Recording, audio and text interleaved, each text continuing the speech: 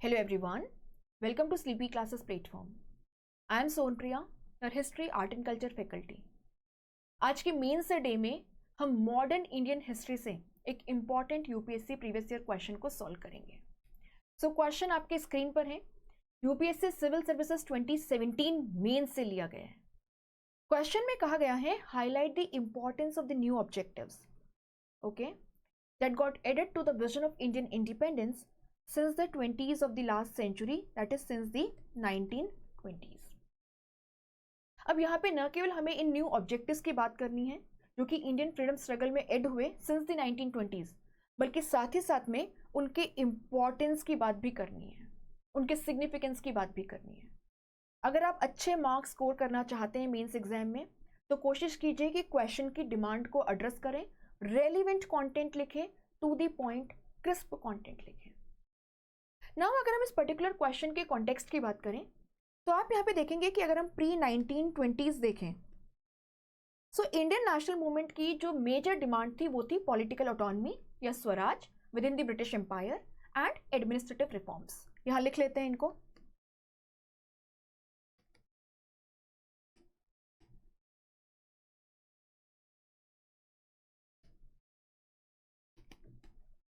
And administrative reforms. लेकिन 1920s से आप देखेंगे सिनेरियो चेंज हो जाता है. सो सिंस 1920s अगर आप बात करें या गांधीयन फेज की अगर आप बात करें तो आप देखेंगे पॉलिटिकल ऑटोनॉमी से शिफ्ट, स्वराज से शिफ्ट पूर्ण स्वराज की तरफ, दैट इज कंप्लीट फ्रीडम, और I can write it as political sovereignty. इसी के साथ आप देखेंगे इस बात पर भी फोकस किया गया कि जो नेशनल मूवमेंट है उसमें people from various socio economic groups should participate, they should be a part of it. Pageants हैं, ट्राइबल्स हैं, वर्किंग क्लास हैं, विमेन हैं, दे शुड पार्टिसिपेट. तो आप यहां पर क्या देखेंगे, mass movement rather than elitist और अपर क्लास बेस्ड. इसी के साथ में आप देखते हैं अपलिफ्टमेंट ऑफ दी दलित्स और the Harijans as Gandhi ji used to say, इस पर भी फोकस किया गया.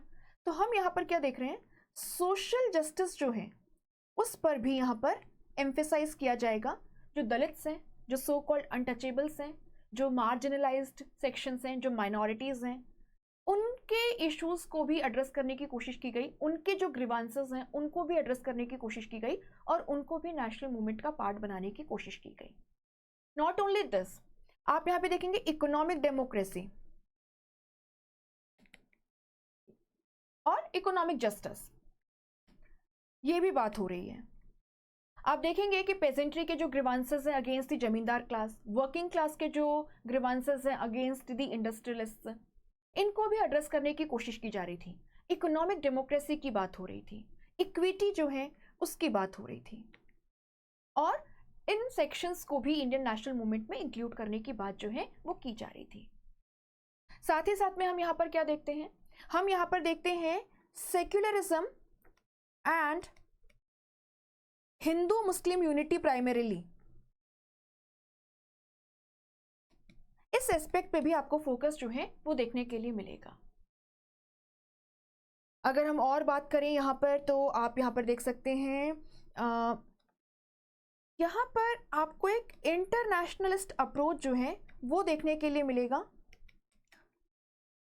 हम जो ग्लोबल एंटी इंपीरियल स्ट्रगल्स हैं, एंटी कॉलोनियल स्ट्रगल्स हैं, उनको सपोर्ट करना शुरू करेंगे और इस तरीके के जो लाइक माइंडेड कंट्रीज हैं उनके साथ में ग्लोबल प्लेटफॉर्म्स पे कोलैबोरेट करना शुरू कर देंगे. तो ये सब कुछ जो है ये आपको देखने के लिए मिल रहा है इस पर्टिकुलर पीरियड में. सो political sovereignty, mass based movement, social justice, economic justice, secularism, internationalist approach and इसी के साथ साथ में कल्चरल रेनेसेंस, इसकी भी बात करना बहुत ज़रूरी है ना. अपार्ट फ्रॉम दिस अगर हम बात करें तो एक और पॉइंट आप यहाँ पे लिख सकते हैं, इकोनॉमिक सेल्फ रिलायंस और village reconstruction.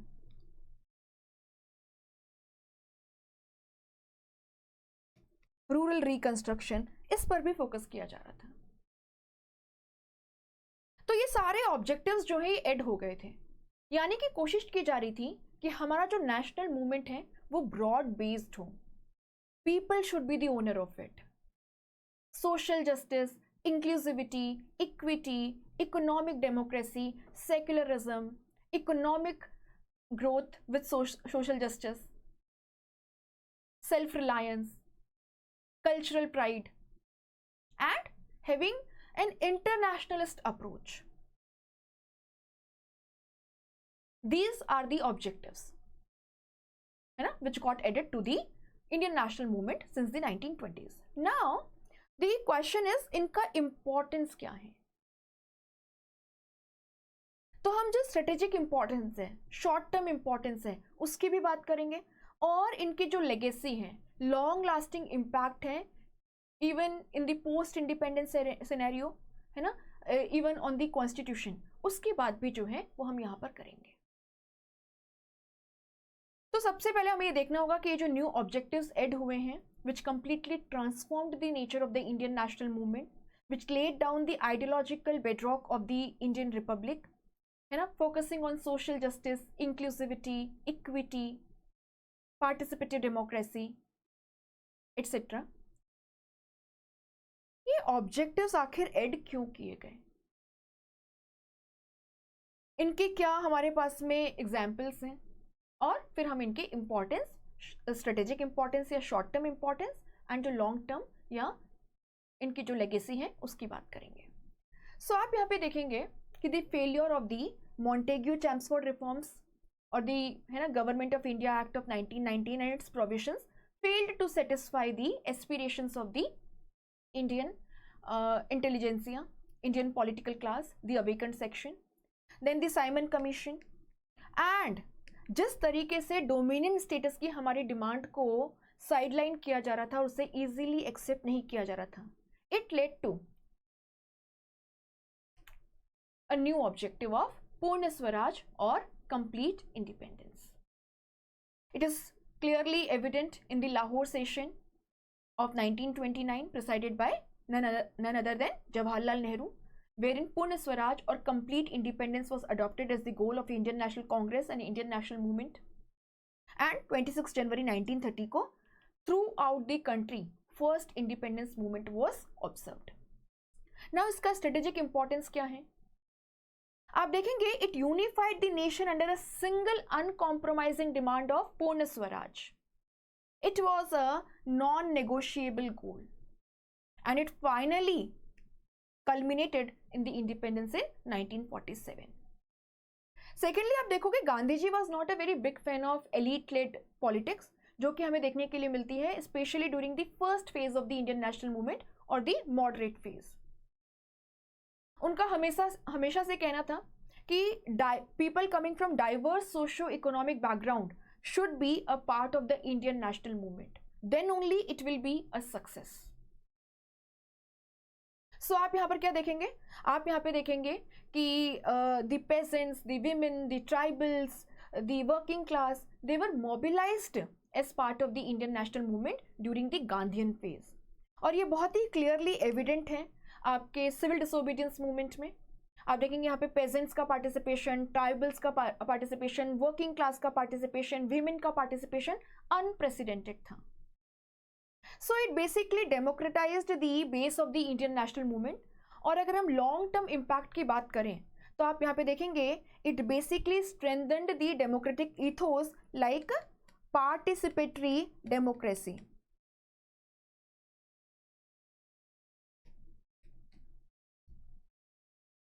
Right? It is core of our constitution. Now, apart from this, आप यहाँ पर क्या देखेंगे, आप देखेंगे, हम देखते हैं 1920 से दलित assertion, rise of Dalit political parties, Dalit movement, and they were basically demanding, है ना, they were basically demanding access to the public places, entry into the temples, and not only this, they were seeking secular mobility. They were demanding equal political rights, economic rights, and special protective measures from the state, like reservation in the education, jobs, etc. And Dr. B.R. Ambedkar became the face of the Dalit movements during this time. उसके बाद में आप यहाँ पर क्या देखेंगे, आप देखेंगे कि गांधी जी जो हैं वे खुद चाहते थे कि अनटचेबिलिटी जो है इसको इरेडिकेट किया जाए. It is basically a sin and it is dividing the Hindus. तो इस बैकग्राउंड में आप देखेंगे कि social justice, upliftment of the Harijans, the Dalits, their participation in the Indian national movement, addressing their grievances, giving them equal rights, special protective measures for them, abolition of untouchability, these were some of the core objectives. And ये आपको clearly reflect होगा in the Karachi resolution and also the Pune Pact of 1932. इसका impact क्या रहा, आप यहाँ पे देखेंगे, by including the grievances of the Dalits in the Indian national movement, taking steps towards addressing their grievances, we could include the Dalits in the Indian national movement and thus broaden its base, the social base of the Indian national movement. We basically integrated these communities in the Indian national movement. Long term legacy के रूप में आप क्या देखते हैं, आप देखेंगे हमारे directive principles of state policy में, हमारे फंडामेंटल राइट्स में काफी सारे प्रोविजंस आपको देखने के लिए मिलेंगे जहां पे दलित्स के और जो मार्जिनलाइज्ड कम्युनिटीज हैं उनके राइट्स को प्रोटेक्ट करने के लिए प्रोविजंस हैं, उनके लिए स्पेशल अफर्मेटिव मेजर्स हैं जैसे कि reservation, and by article 17 of the Indian constitution untouchability has been abolished. ना इसके अलावा आप क्या देखेंगे, 1917 the success of the Russian revolution, और उसके बाद में popularity of the communist and the socialist ideology. आप देखेंगे throughout the Europe and the entire world political parties based on these ideologies, socialist and communist ideologies, were being set up and they were also forming governments. अगर हम India की बात करें तो आप देखेंगे कि 1920 ताशकंद the Indian है ना communist party of India was established and 1925 in Kanpur it was formalized. So आप यहाँ पे देखेंगे 1917 का रशियन रिवॉल्यूशन जो है उसका इम्पैक्ट ये हुआ, a global wave of socialist and communist ideology. Political parties were being formulated and it basically led to politicization of the working class, politicization of the peasantry.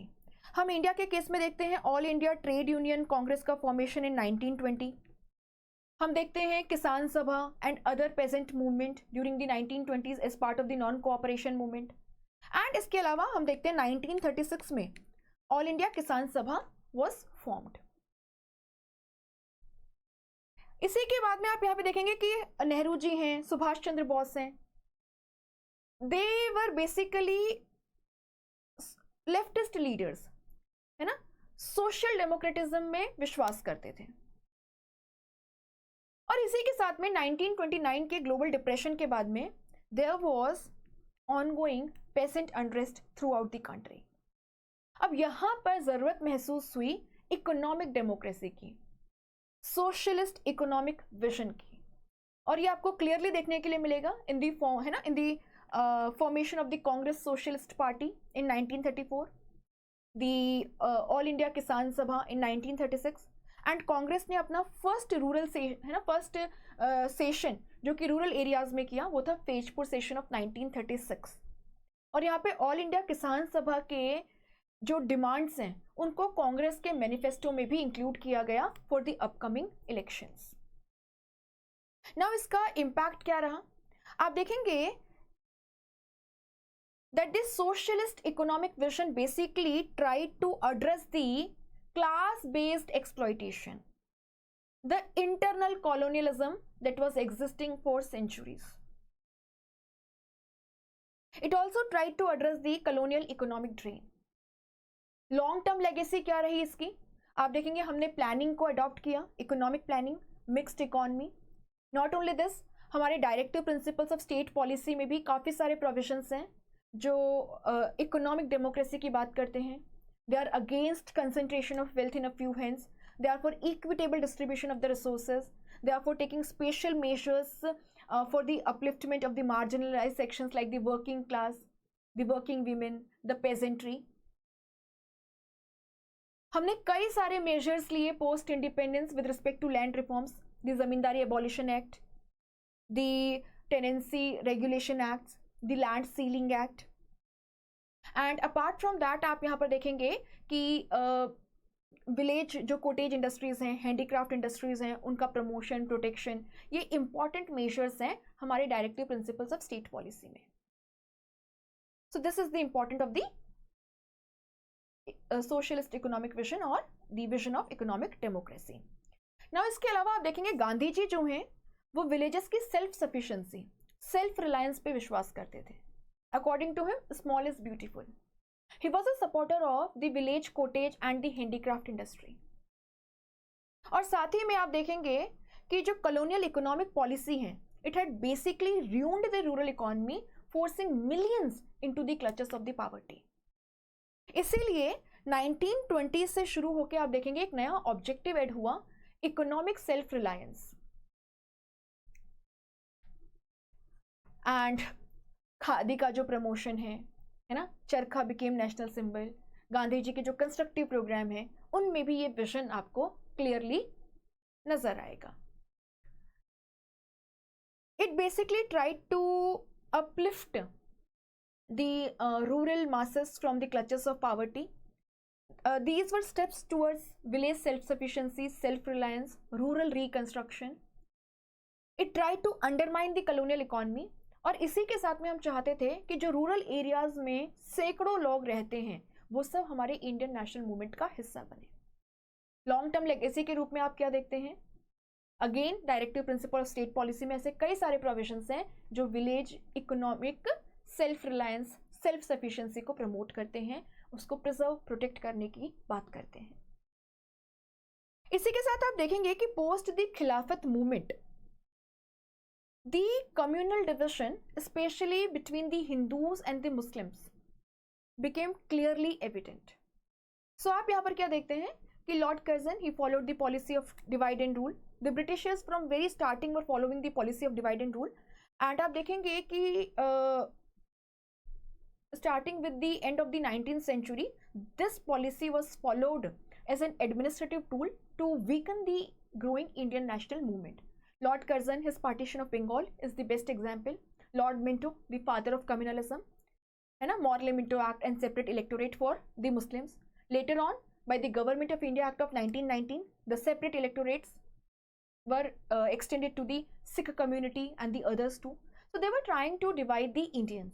और आप देखेंगे कि हिंदू मुस्लिम डिविजन जो है वो बहुत ज़्यादा एविडेंट हो जाता है, especially post the Khilafat movement. आप देखेंगे 1920s, 1930s, इनको हम कहते हैं golden era of communalism in case of India. Elections are the breeding ground for communalism. 1920s के बाद रेगुलर इलेक्शंस जो हैं they were one of the factors. ना इसके चलते जो डिविजन है it was basically weakening the Indian national movement and was not good for the social fabric of the country. इसीलिए हमारे लीडर्स ने सेक्युलर नेशनलिज्म, सेक्युलरिज्म, इनको न्यू ऑब्जेक्टिव्स के रूप में चुना. और ये आपको बहुत ही क्लियरली देखने के लिए मिलेंगे be the Nehru report of 1928 और दी कराची सेशन ऑफ 1931 और दी है ना, यहाँ पे हम इसको ऐड कर सकते हैं, Karachi session of 1931, the Nehru report of 1928. आप यहाँ पे देखेंगे गांधी जी जो हैं उन्होंने 2 बार आमरण अनशन है ना फास्ट भी रखा to fight against the communalism. हमने कोशिश की कि हम अपने नेशनल प्लेटफॉर्म पे माइनॉरिटी कम्युनिटी से आने वाले जो लीडर्स हैं जिनकी पॉपुलैरिटी अक्रॉस कम्युनिटीज़ हैं है ना, उनको हम इक्वल अपॉर्चुनिटी भी दें ताकि हम अपने सेक्युलर फैब्रिक को, अपने नेशनल मूवमेंट के सेक्युलर कैरेक्टर को प्रोटेक्ट कर पाएँ. It played a very important role in ensuring national unity. 2 partition हुआ, बट शायद सेक्युलरिज्म पे अगर इंडियन नेशनल कांग्रेस और इंडियन नेशनल मूवमेंट एम्फेसाइज नहीं करते तो रिपरकशंस जो हैं वो और ज़्यादा सीवियर होते हैं.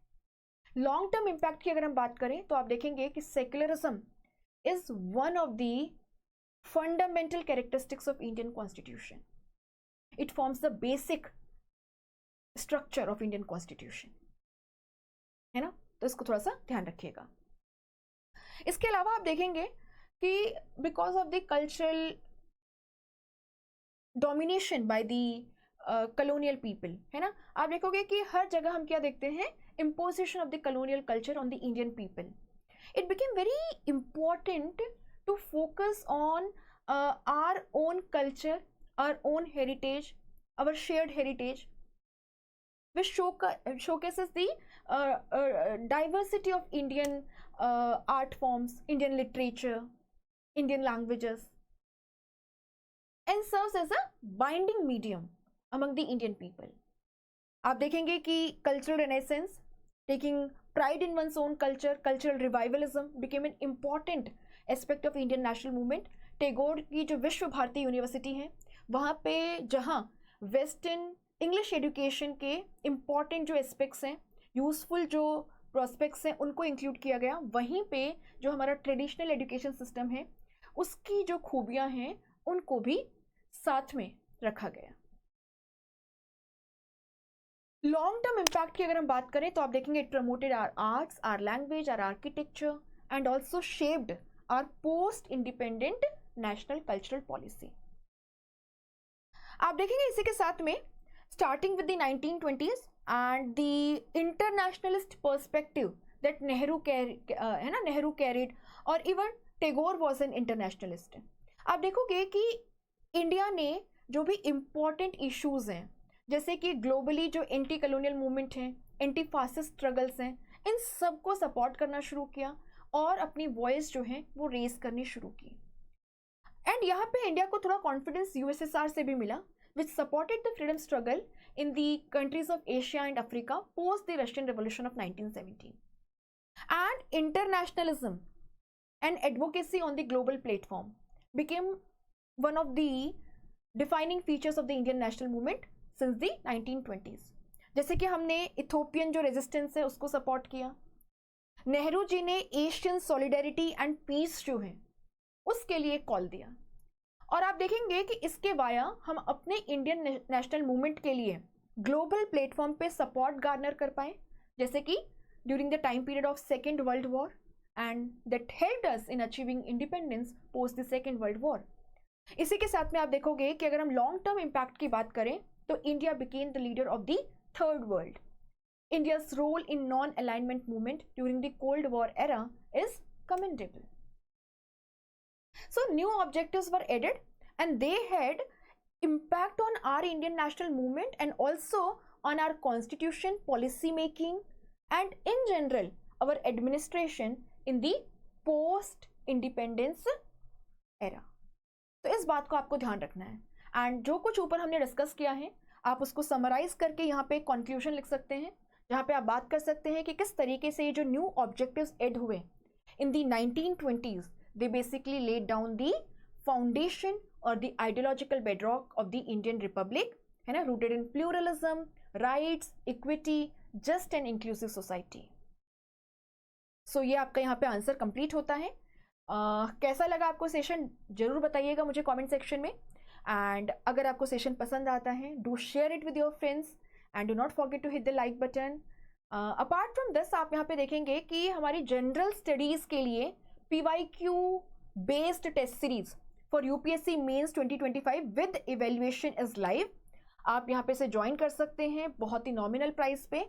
एंड फर्दर डिटेल्स के लिए आप हमारी टीम को भी कॉल कर सकते हैं 1800-890-3043 पे, Monday to Saturday morning 9 to evening 5 PM. इसी के साथ में आप देखेंगे कि जो 100 days answer writing boot camp है फॉर द UPSC मेंस 2026, उसका बैच 2 लॉन्च हो गया है आज से. आप इसे ज्वाइन कर सकते हैं, जहाँ पे ये सारे फीचर्स आपको प्रोवाइड किए जाएंगे बहुत ही नॉमिनल प्राइस पे. एंड आपको पूरा सपोर्ट प्रोवाइड किया जाएगा ताकि आप आंसर राइटिंग के नुआंसेस को समझें, आंसर राइटिंग जो है उसको प्रैक्टिस करें, बेहतर आंसर लिख पाएं, मेंस में अच्छा स्कोर कर पाएं एंड एक अच्छा रैंक हासिल कर पाएं. On that note I will conclude. Have a good day ahead.